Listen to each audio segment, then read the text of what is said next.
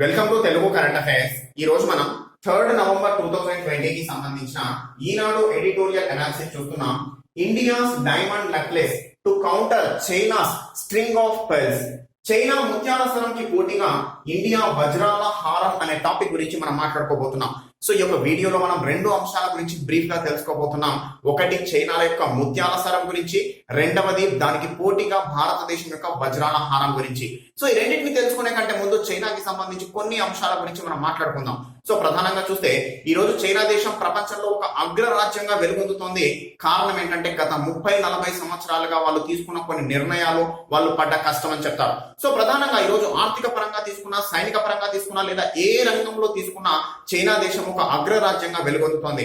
ఈ అగ్రరాజ్యంగా వెలుగొందడానికి సంబంధించి ఎవరికి ఎలాంటి ఆక్షేపణ అనేది లేదు.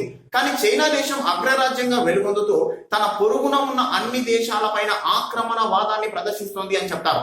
అదేవిధంగా చైనా దేశం ఈరోజు అగ్రరాజ్యంగా వెలుగొందుతూ ప్రపంచంలో చాలా ఇతర దేశాలపై ఆధిపత్య ధోరణిని ప్రదర్శిస్తోంది అని చెప్తారు. చైనా స్టార్ట్ చేసిన వన్ బెల్ట్ వన్ రోడ్ లేదా బెల్ట్ అండ్ రోడ్ ఇనిషియేటివ్ లో భాగంగా పెద్ద మొత్తంలో చాలా దేశాల్లో చైనా దేశం కొన్ని లక్షల కోట్ల రూపాయలని పెట్టుబడులుగా పెట్టింది. ఆ పెట్టిన పెట్టుబడులకి ప్రతిఫలాన్ని ఆశిస్తున్న క్రమంలో ఆ ప్రతిఫలం అనేది రాని క్రమంలో ఈ యొక్క దేశాన్ని, ఏ దేశంలో అయితే పెట్టుబడి పెట్టిందో ఆ దేశాన్ని తన గుప్పిట్లో ఉంచుకుంది ఈ రోజు అని చెప్తారు. ఆ క్రమంలో ప్రపంచంలో చాలా దేశాల్లో తన యొక్క సైనిక స్థావరాలు, నౌకా స్థావరాలని ఏర్పాటు చేసి ప్రపంచాన్ని శాసించాలి అని చెప్పేసి చైనా దేశం ఆశిస్తోంది అని చెప్పేసి అంటారు. సో దక్షిణ ఆసియా ప్రాంతంలో చైనాని కౌంటర్ చేయగల ఏకైక దేశం మన భారతదేశం. అందుకని చెప్పేసి భారతదేశం చుట్టూరా తన యొక్క సైనిక నౌకా స్థావరాలు ఏర్పాటు చేసి భారతదేశాన్ని దిగ్బంధనం చేయాలి అని చెప్పేసి చైనా భావిస్తోంది అనేసి నిపుణులు అంటున్నారు. అయితే ఆ క్రమంలోనే భారతదేశం చుట్టూరా ఏర్పాటు చేసిన నౌకా సైనిక స్థావరాలని కనుక మనం గమనిస్తే అది ఒక ముత్యాల హారంలా ఉంది అని చెప్పేసి దానికి పెట్టిన పేరే స్ట్రింగ్ ఆఫ్ పెర్ల్స్. సో దాన్ని మనం ఏమంటున్నాం, ముత్యాల సరం అంటున్నాం. అయితే చైనా దేశం నుంచి అఫీషియల్ గా ఎప్పుడు ఈ ముత్యాల సరం గురించి ఒక డాక్యుమెంట్ కానీ లేదా ఒక నోటీస్ కానీ ఎప్పుడు రాలేదు. కానీ అది ఏర్పాటు చేసిన నౌకా సైనిక స్థావరాలను కలిపితే ముత్యాల సరంలా వస్తుంది అని చెప్పేసి మీడియా సృష్టించిన పేరే ఈ స్ట్రింగ్ ఆఫ్ పెర్ల్స్ అనేసి. సో ఈ క్రమంలో ఎలాంటి అంశాన్ని చైనా చేపట్టింది అనే విషయాల గురించి మనం ఇక్కడ బ్రీఫ్ గా చూద్దాం. సో ప్రధానంగా చైనా దేశం శ్రీలంకలో హంబన్టోటా ఓడరేవులో తన యొక్క సైనిక స్థావరం, నౌకా స్థావరాన్ని ఏర్పాటు చేసుకుంది అని చెప్తారు. సో ప్రధానంగా ఈ యొక్క హంబన్టోటా ఓడరేవుని డెవలప్ చేయడానికి చైనా శ్రీలంకకి పెద్ద మొత్తంలో అప్పు ఇచ్చింది. సో ఆ అప్పు ఇచ్చిన తర్వాత హంబన్టోటా ఓడరేవు నుంచి ప్రతిఫలం అనేది రాని పరిస్థితుల్లో ఈ హంబన్టోటా ఓడరేవుని 99 సంవత్సరాల కాలానికి లీజుకి తీసేసుకొని అక్కడ వాణిజ్యపరంగా నౌకా స్థావరంగా ఏర్పాటు చేసుకుంది చైనా దేశం అని చెప్తారు. అదేవిధంగా పాకిస్తాన్ లోని గ్వాదర్ ఓడరేవు గురించి మాట్లాడుకుంటే గ్వాదర్ ఓడరేవు అనేది చైనా పాకిస్తాన్ ఎకనామిక్ కారిడార్ లో భాగంగా చైనా దేశం డెవలప్ చేస్తున్న ఈ ఓడరేవు గ్వాదర్ ఓడరేవు ప్రధానంగా అరేబియా సముద్ర ప్రాంతంలో పూర్తి స్థాయిలో తన కనుసన్నల్లోనే మొత్తం వ్యాపారం జరగాలి అనే ప్రధాన ఉద్దేశంతో ఈ గ్వాదర్ ఓడరేవుని చైనా డెవలప్ చేస్తుంది అని చెప్తారు. అంతేకాకుండా పాకిస్తాన్ కి చైనాకి మధ్య ఉన్న సత్సంబంధాల కారణంగా ఈ యొక్క పాకిస్తాన్ దేశం చైనాకు పెద్ద మొత్తంలో సహకరిస్తోంది.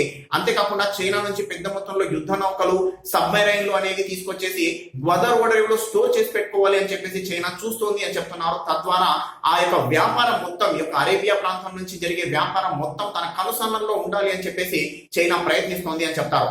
అదేవిధంగా ఆఫ్రికా కొమ్ము అంటాం, జిబౌటి అనే ప్రాంతాన్ని ఆఫ్రికా కొమ్ము అని పిలుస్తారు. సో ఈ ఆఫ్రికా కొమ్ముగా పిలువబడే జిబౌటిలో పూర్తి స్థాయిలో ఒక నౌకా స్థావరాన్ని డెవలప్ చేసుకుంది చైనా దేశం. ప్రధానంగా ఈ యొక్క ఎర్ర సముద్రము మరియు మన యొక్క హిందూ మహాసముద్రం, ఈ రెండింటినీ కలిపే గల్ఫ్ ఆఫ్ ఎడెన్ పూర్తి స్థాయిలో తన కనుసన్నల్లో ఉండాలి అనే ప్రధాన ఉద్దేశంతోనే ఈ జిబౌటిలో ఒక నౌకా స్థావరాన్ని ఏర్పాటు చేసింది చైనా దేశం అని చెప్తారు. అదేవిధంగా మన భారతదేశానికి ఇటు తూర్పు పక్కన ఉన్న చిట్టగాంగ్, బంగ్లాదేశ్ లోని చిట్టగాంగ్ లో ఒక నౌకా స్థావరాన్ని ఏర్పాటు చేసుకున్నారు. అదేవిధంగా మయన్మార్ లోని సిట్వి అనే ప్రాంతంలో ఒక నౌకా స్థావరాన్ని ఏర్పాటు చేసుకున్నారు. అదేవిధంగా ఈ హోర్మోజ్ జలసంధి ఏదైతే ఉందో, మీన్స్ ప్రపంచానికి ఆయిల్ రిజర్వ్స్ ని సరఫరా చేసే జలసంధిగా హోర్మోజ్ జలసంధిని చెప్తారు. ప్రధానంగా ఆయిల్ రిజర్వ్స్ ఉన్న దేశాలు Saudi Arabia, Oman, Iran, Iraq వంటి దేశాలన్నీ కూడా ఈ యొక్క హోర్మోజ్ జలసంధి ద్వారానే ప్రపంచానికి ఆయిల్ సరఫరా చేస్తాయి. సో ఈ హోర్మోజ్ జలసంధిపై తన యొక్క అది మొత్తం తన కనుసన్నలోనే ఉండాలి అనే ప్రధాన ఉద్దేశంతోనే ఈ అన్ని ప్రాంతాల్లో తన యొక్క సైనిక నౌకా స్థావరాలు ఏర్పాటు చేసింది అని చెప్తారు. అదేవిధంగా చైనా దేశానికి ప్రధానంగా ఆయిల్ రిజర్వ్స్ అనేవి లేవు. అది ప్రధానంగా ఇక్కడి నుంచే ఆయిల్ ని ఇంపోర్ట్ చేసుకోవాల్సిన పరిస్థితి. సో తన యొక్క స్వంతంగా తను ఇంపోర్ట్ చేసుకుంటున్న ఆయిల్ ఏదైతే ఉందో ఆ వ్యాపారానికి కూడా ఇబ్బంది తలెత్తకూడదు భవిష్యత్తులో అనే ప్రధాన ఉద్దేశం కూడా ఇక్కడ ఉంది అని చెప్తారు. సో ప్రధానంగా సీషెల్స్ అనే ప్రాంతంలో నౌకా స్థావరాన్ని ఏర్పాటు చేసుకున్నారు. మాల్దీవుల ప్రాంతంలో ఒక సైనిక స్థావరం మరియు నౌకా స్థావరం రెండింటిని ఏర్పాటు చేసుకున్న పరిస్థితి. అదేవిధంగా ఇవన్నిటిని మనం కలిపితే గనక ఈ యొక్క జిబౌటి ప్రాంతంలో ఏర్పాటు చేసుకున్న నౌకా స్థావరం కావచ్చు, అక్కడి నుంచి పాకిస్తాన్ లో గ్వాదర్ కావచ్చు, ఈ యొక్క మాల్దీవుల ప్రాంతంలో ఏర్పాటు చేసుకున్న ఆర్మీ బేస్ మరియు నావల్ బేస్ కావచ్చు, అక్కడి నుంచి శ్రీలంకలో ఏర్పాటు చేసుకున్న హంబన్టోటా ఓడరేవు, బంగ్లాదేశ్ లో చిట్టగాంగ్ లో ఏర్పాటు చేసిన ఈ యొక్క నౌకా స్థావరం, దాంతో పాటుగా మయన్మార్ లో సిట్వే పోర్టు. సో ఇవన్నిటిని చూస్తే గనక ఒక ముత్యాల హారంలా ఉంది అని చెప్పేసి దీనికి పెట్టిన పేరే స్ట్రింగ్ ఆఫ్ పెర్ల్స్. సో ఈ స్ట్రింగ్ ఆఫ్ పెర్ల్స్ అనేది చైనా దేశం ఏర్పాటు చేసింది. దీనివల్ల భారతదేశానికి వచ్చే నష్టం ఏంటి అంటే ప్రధానంగా స్ట్రాటజిక్ ఇంపాక్ట్. సో వ్యూహాత్మకంగా భారతదేశాన్ని దెబ్బతీయవచ్చు అనేది ప్రధాన ఉద్దేశంగా కనిపిస్తుంది అంటారు. యాక్చువల్ గా చైనా దేశం ఎప్పుడు అఫీషియల్ గా అనౌన్స్ చేయలేదు మేము చేస్తున్న ఇవన్నీ కూడా భారతదేశాన్ని వ్యూహాత్మకంగా దెబ్బతీయడానికి అనేసి. కానీ నిపుణులు చెప్తున్న అంశం ఏంటంటే వ్యూహాత్మకంగా భారత్ ను దెబ్బ కొట్టడానికే చైనా దేశం ఈ విధంగా భారత్ చుట్టూరా సైనిక నౌకా స్థావరాలు ఏర్పాటు చేసింది అని చెప్తారు. ఏదైనా పరిస్థితి తలెత్తితే అన్ని వైపుల నుంచి భారతదేశంపైకి దాడి చేయగలిగే విధంగా చైనా దేశం పూర్తి స్థాయిలో సన్నద్ధమై ఉంది అని చెప్పేసి అంటారు. అదేవిధంగా భారతదేశంపై ఎకానమిక్ ఇంపాక్ట్ అనేది పెద్ద మొత్తంలో ఉంది. సో చైనా దేశం భారతదేశం చుట్టూరా ఈ విధంగా సైనిక నౌకా స్థావరాలు ఏర్పాటు చేసుకుంటే భారతదేశం చూస్తూ కూర్చోలేదు, పూర్తి స్థాయిలో తన సన్నద్ధతతో ఉండాల్సి ఉంటుంది. ఎందుకంటే పెద్ద మొత్తంలో తీరరేఖ కలిగిన ప్రాంతం భారతదేశం. సో ఈ క్రమంలోనే పెద్ద మొత్తంలో సైనిక పరంగా మరియు ఆర్థిక పరంగా రెండు వైపులా భారతదేశం తన ఖర్చును పెద్ద మొత్తంలో పెట్టాల్సి వస్తుంది. ఆ క్రమంలోనే భారతదేశంపై ఎకానమిక్ ఇంపాక్ట్ అనేది ఉంది అని చెప్తారు. అదేవిధంగా సెక్యూరిటీ వైజ్ గా చూస్తే ఇందాకే చెప్పినట్టుగా తీర ప్రాంతం దాదాపుగా 7,500 కిలోమీటర్లు ఉన్న పరిస్థితుల్లో భారతదేశం ప్రతి నిమిషం పెద్ద మొత్తంలో యొక్క సెక్యూరిటీ గురించి ఆలోచించాల్సిన పరిస్థితి ఉంది అని చెప్తారు. సో ఈ విధంగా చైనా దేశం తీసుకున్న ఈ యొక్క ముత్యాల సరం కారణంగా భారతదేశం పైన పెద్ద మొత్తంలో భారం పడుతుంది అంటారు. అయితే చైనా దేశం తీసుకున్న ఈ యొక్క ముత్యాల సరానికి పోటీగా ఈ రోజు భారతదేశం తీసుకున్న కొన్ని నిర్ణయాలు ఏవైతే ఉన్నాయో వాటిని వజ్రాల హారం అనే పేరుతో చెప్తున్నారు. సో మరి వజ్రాల హారం అనే అంశంలో ఏ అంశాలు ఉన్నాయనే విషయం గురించి ఇప్పుడు మనం బ్రీఫ్ గా చూద్దాం.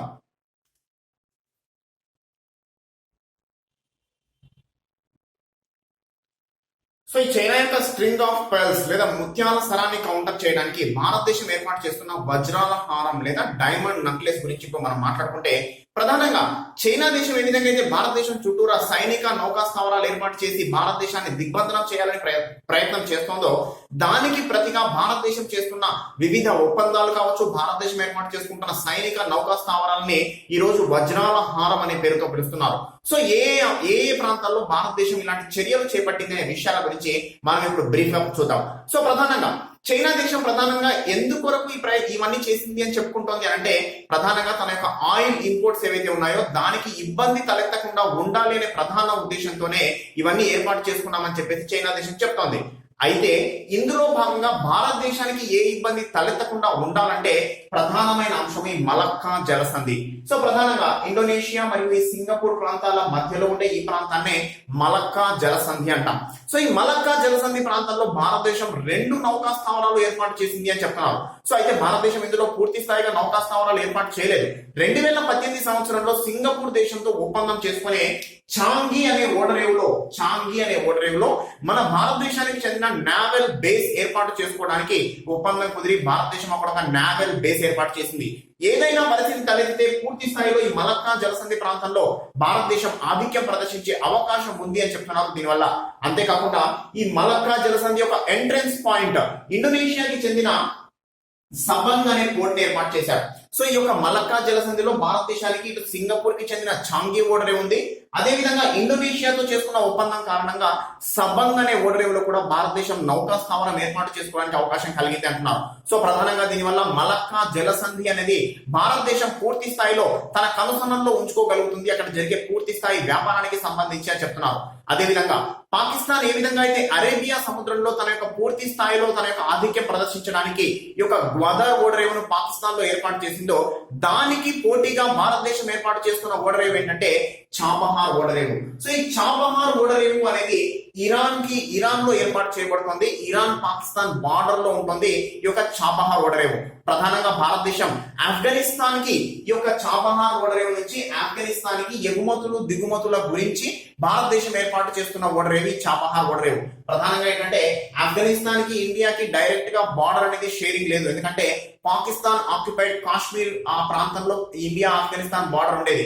కానీ పాకిస్తాన్ ఆక్యుపైడ్ కాశ్మీర్ ఇప్పుడు పాకిస్తాన్ అండర్ లో ఉండడం వల్ల భారతదేశానికి ఆఫ్ఘనిస్తాన్ కి మధ్య డైరెక్ట్ సరిహద్దు లేకపోవడం వల్ల ఆఫ్ఘనిస్తాన్ తో భారతదేశం లింక్ అవ్వాలి అని అంటే ఇటు సముద్ర మార్గం నుంచి వెళ్లి చాబహార్ ఓడరేవు ద్వారా ఆఫ్ఘనిస్తాన్ చేరుకోవాల్సి వచ్చే విధంగా భారతదేశం ప్లాన్ చేసింది. సో దానికి అనుగుణంగా ఇటు చాబహార్ ఓడరేవుని డెవలప్ చేయడమే కాకుండా చాబహార్ ఓడరేవు నుంచి జహేదాన్ అనే ప్రాంతం వరకు రైలు మార్గ నిర్మాణం మరియు జహేదాన్ అనే ప్రాంతం నుంచి ఆఫ్ఘనిస్తాన్ లో మిగతా ప్రాంతాలను కలిపే విధంగా రోడ్డు మార్గ నిర్మాణం అనేది ఈ యొక్క ఓడరేవు నిర్మాణం ప్రాజెక్ట్ లో భాగంగా ఉంది.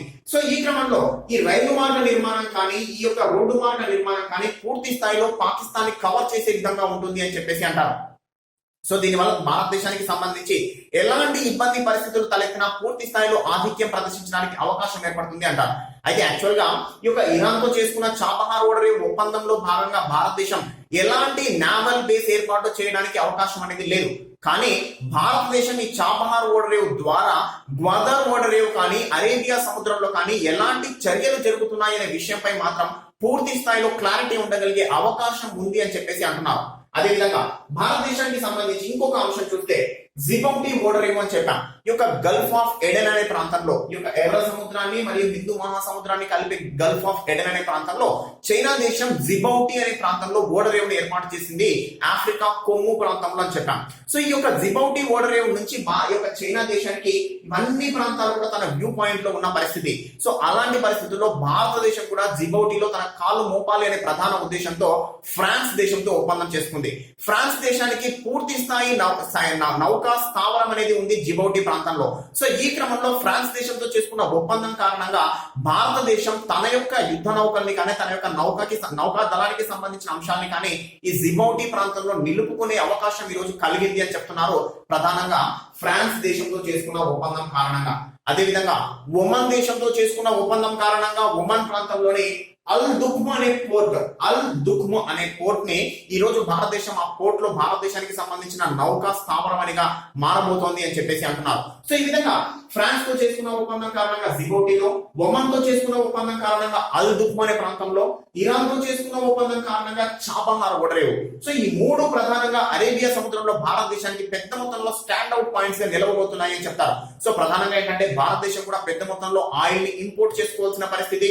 ఆ క్రమంలో చైనా దేశం కనుక భారతదేశానికి ఇక్కడ ఏమైనా అడ్డంకులు సృష్టించే అవకాశం ఉంది అనుకుంటే కనుక ఈ మూడు నౌకా స్థావరాల ద్వారా భారతదేశం ఆధిక్యం ప్రదర్శించే అవకాశం ఉంది అని చెప్తున్నారు. అదేవిధంగా ఈ రోజు సీషెల్స్ ప్రాంతంలో చైనా దేశం పెద్ద మొత్తంలో ఒక నౌకా స్థావరం ఏర్పాటు చేసింది అని చెప్పాం. సో అదే సీషెల్స్ లో భారతదేశం కూడా సీషెల్స్ తో ఒప్పందం చేసుకుని అజంప్షన్ ఐలాండ్స్ అనే ఒక ప్రాంతంలో ఒక నౌకా స్థావరాన్ని ఏర్పాటు చేసుకోవడానికి ముందడుగు పడింది అని చెప్పేసి అంటున్నారు. అదేవిధంగా మనకు ఆల్రెడీ అండమాన్ నికోబార్ ప్రాంతంలో మన స్వంతంగా ఉన్న నౌకా స్థావరం అనేది ఉంది. వైజాగ్ లో మన స్వంతంగా నౌకా స్థావరం అనేది ఉంది. సో ఈ రెండు పూర్తి స్థాయిలో చైనా దేశానికి సంబంధించి ఈ రోజు చైనా మన వ్యూ పాయింట్ లో ఉండడానికి ఈ రెండు నౌకా స్థావరాలు మనకి పెద్ద మొత్తంలో ఉపయోగపడతాయి అని చెప్పేసి అంటున్నారు. అదేవిధంగా మయన్మార్ ప్రాంతంలో సిట్వే అనే పోర్ట్ దగ్గర చైనా దేశం నౌకా స్థావరం ఏర్పాటు చేస్తుంది అని చెప్పాం. అదే సిట్వే పోర్ట్ లో ఈ రోజు భారతదేశం కూడా కాలు మోపడం జరిగింది. ప్రధానంగా ఏంటంటే కలాధాన్ అనే ప్రాజెక్ట్ లో భాగంగా కలాధాన్ అనే నది ఈ యొక్క మయన్మార్ ఎక్కడైతే కలుస్తుందో ఆ ప్రాంతంలో భారతదేశం పోర్టు నిర్మాణానికి ఈ యొక్క ఒప్పందం జరిగింది అని చెప్పేసి ఒక వారం రోజుల క్రితమే మనం పేపర్ లో చూసిన పరిస్థితి. అదేవిధంగా ఈ రోజు ఇవన్నీ అంశాలు సబాంగ్ పోర్ట్ కావచ్చు, చాంగి ఓడరేవు కావచ్చు, మన వైజాగ్ అండమాన్ నికోబార్ దీవుల్లో ఉన్న పోర్ట్స్ కావచ్చు, లేదా సిట్వే పోర్ట్ కావచ్చు, చాబహార్ ఓడరేవు, అల్ దుఖ్మ పోర్ట్, ఫ్రాన్స్ తో ఒప్పందం కారణంగా జిబౌటి ఓడరేవు, సీషెల్స్. సో ఇవన్నింటినీ కనుక మనం కలిపితే ఇది ఈ యొక్క చైనా యొక్క ముత్యాల సరాన్ని మించి డైమండ్ నెక్లెస్ గా మారుతుంది అని చెప్తారు. సో ఒకసారి చూస్తే ఇవన్నీ అంశాన్ని ఈ విధంగా కలిపితే చైనా యొక్క ముత్యాల సరం ఏ విధంగా అయితే ఉందో దానికంటే పెద్ద మొత్తంలో మనకి ఇక్కడ స్థావరాలు ఏర్పాటు చేసుకోగలిగామని చెప్పేసి అంటున్నారు. అంతేకాకుండా చైనా దేశాన్ని ఉత్తరం నుంచి కూడా కౌంటర్ చేయడానికి భారతదేశం ప్రయత్నం చేస్తుంది అని చెప్తారు. ప్రధానంగా చైనా దేశానికి సరిహద్దులుగా ఉన్న అన్ని దేశాలతో ఈ యొక్క సరిహద్దు సమస్యలు అనేవి పెద్ద మొత్తంలో ఉన్నాయి. ఆ క్రమంలో వాటిని ఆసరాగా చేసుకుంటూ ఆయా దేశాలతో భారతదేశం ఈరోజు సంబంధ బాంధవ్యాలు నెరుపుతోంది అని చెప్పేసి అంటారు. ప్రధానంగా ఇటు మంగోలియా కావచ్చు, ఉజ్బెకిస్తాన్, కిర్గిజిస్తాన్, తజకిస్తాన్ ఇవన్నీ దేశాలతో భారతదేశానికి సంబంధ బాంధవ్యాలు ఉన్నాయి. అదే విధంగా భారతదేశానికి చెందిన పెట్టుబడులు ఆయా దేశాల్లో ఈరోజు పెద్ద మొత్తంలో నడుస్తున్నాయి అని చెప్పేసి అంటారు. అదేవిధంగా ఆఫ్ఘనిస్తాన్ తో అయితే ఏ విధంగా అయితే మన సంబంధ బాంధవ్యాలు నేర్పుతున్నామో దానికి పైన ఉన్న కజకిస్తాన్ నుంచి కూడా భారతదేశం తుర్క్మెనిస్తాన్ నుంచి, కజకిస్తాన్ నుంచి కూడా గ్యాస్ ఇంపోర్ట్స్ చేసుకోవడానికి ఒప్పందాలు చేసుకున్న పరిస్థితి గురించి మనం చూసాం. తాపీ అనే ప్రాజెక్ట్ దాని గురించి. అదేవిధంగా ఈ రోజు చైనా దేశాన్ని కౌంటర్ చేయడానికి క్వాడ్ అనే కూటమి కూడా ఏర్పాటైంది అని చెప్పేసి మనం చూసాం. క్వాడ్ కూటమిలో భాగంగా ఇండియా, అమెరికా, జపాన్, ఆస్ట్రేలియా 4 ప్రధాన దేశాలు ఒక కూటమిగా ఏర్పడి హిందూ మహాసముద్ర ప్రాంతంలో చైనా యొక్క ఆధిపత్యాన్ని తగ్గించాలి అనే ప్రధాన ఉద్దేశంతోనే క్వాడ్ కూటమి ముందడుగు వేస్తోంది అని చెప్పేసి అంటారు. అదే క్వాడ్ కూటమి ఈ రోజు ఇంకా కొంత పెంచి క్వాడ్ ప్లస్ కూటమిగా మార్చాలి అని చెప్పేసి అమెరికా ప్రయత్నం చేస్తోంది అంటున్నారు. అదేవిధంగా ఆపరేషన్ మలబార్ గురించి మనం చూసాం. ఆపరేషన్ మలబార్ లో భాగంగా క్వాడ్ దేశాలకు చెందిన 4 దేశాలు ఇండియా, జపాన్, ఆస్ట్రేలియా, అమెరికా ఈ 4 దేశాలకు చెందిన నౌకా దళాలు కామన్ గా ఈ యొక్క నౌకా విన్యాసాలు చేపడుతున్నాయని చెప్పేసి ఆపరేషన్ మలబార్ గురించి చూస్తున్నాం. అదేవిధంగా స్లినెక్స్, శ్రీలంక, ఇండియా నేవీలు సంయుక్తంగా నిర్వహించిన స్లినెక్స్ అనే ప్రోగ్రామ్ ఈ యొక్క నౌకాదళ విన్యాసాలకు సంబంధించి, పాసెక్స్ అనే ప్రోగ్రామ్ ఇండియా, ఆస్ట్రేలియా నేవీలు సంయుక్తంగా నిర్వహించిన పాసెక్స్ అనే ప్రోగ్రామ్ కావచ్చు. సో ఇవన్నీ అంశాలను చూస్తే భారతదేశానికి హిందూ మహాసముద్ర ప్రాంతంలో ఉన్న వివిధ దేశాలతో సత్సంబంధాలు పెద్ద మొత్తంలో ఉన్నాయి అని చెప్పేసి చెప్పవచ్చు అంటున్నాం. అదేవిధంగా ఈ రోజు చైనా దేశం కనుక భారతదేశాన్ని కంట్రోల్ చేయాలి, భారతదేశంపై ఆధిపత్యం ప్రదర్శించాలి అని ముందడుగు వేస్తే దానికి ప్రతిగా పెద్ద మొత్తంలో ముందడుగు వేయడానికి భారతదేశం దగ్గర కూడా రిసోర్సెస్ ఉన్నాయి అని చెప్పడం ఈ యొక్క వజ్రాల హారం యొక్క ప్రధాన ఉద్దేశం అని చెప్పేసి నిపుణులు చెప్తున్న పరిస్థితి. సో ఇదండి ఈ రోజు వచ్చిన ఎడిటోరియల్. నెక్స్ట్ ఇంకో ఎడిటోరియల్ తో మళ్ళీ కలుస్తాము. Thank you.